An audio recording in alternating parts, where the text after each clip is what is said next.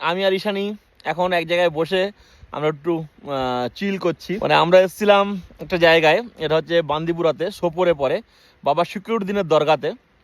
তো দরগা ঘোরার পরে আমরা নিচে নামছিলাম, নিচে নামতে নামতে একটা সুন্দর জায়গায় আমরা বসলাম।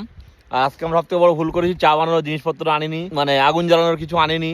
চেয়ার তো আমাদের গাড়িতেই থাকে, ক্যাম্পিংয়ের চেয়ার পেতেছি আর বসেছি। আর যেখানে বসেছি সেই জায়গা থেকে উল্টো দিকের ভিউটা একটু আপনাদের দেখাই। দেখুন যেখানে বসে আছি এখান থেকে পুরো একদম উলার লেক দেখা যাচ্ছে, আর দরগাটাও এখান থেকে দেখা যাচ্ছে। আমি আপনাদের দেখাচ্ছি, এই যে হচ্ছে দরগা। এই দরগা পাহাড় থেকে ঘুরে ঘুরে আমরা এই পাহাড়ে এসেছি। এই পাহাড়টাও ঘুরে সুন্দর একটা জায়গা পেয়েছিলাম, সেখানে আমরা বসলাম এই যে চেয়ার পেতে। হালকা হালকা রোদ আছে এখনো।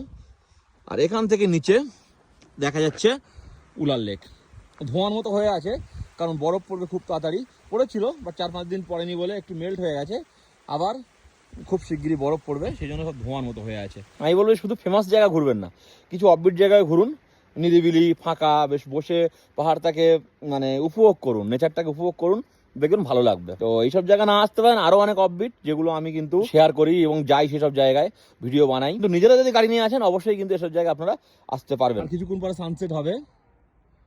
তো এই হচ্ছে ওই যেখানে জল আছে, জলে দেখুন ওটা রিফ্লেক্ট করছে, কত সুন্দর লাগছে। আর এই গাছগুলোর পাতা নেই, এখান থেকে বেশ কিছু ছবিও তুললাম, খুব সুন্দর সুন্দর ছবিও আসবে, দেখে বুঝতে পারছেন যারা ফটোগ্রাফি ভালোবাসেন তারা এখানে অনেক ছবি তুলে ফেলে। সানসেট অলরেডি হবে আর কিছুক্ষণের মধ্যে। আমার পেজটাকে ফলো করে রাখুন যদি আপনারা এরকম নিত্য নতুন কাশ্মীরের জায়গা সম্পর্কে জানতে চান তাহলে।